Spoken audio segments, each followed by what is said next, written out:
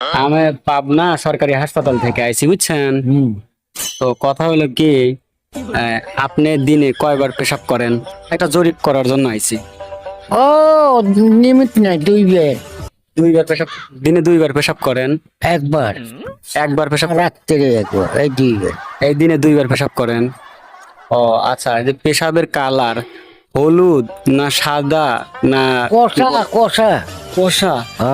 সেটা না হয় না। পায়খানা হয় না, সেই কষা? হ্যাঁ। আরে তাই রে, পেশাবের যে ঘেরানটা, এটা কি মালটার মতো ঘেরান না আপেলের মতো ঘেরান না লেবুর মতো ঘেরান?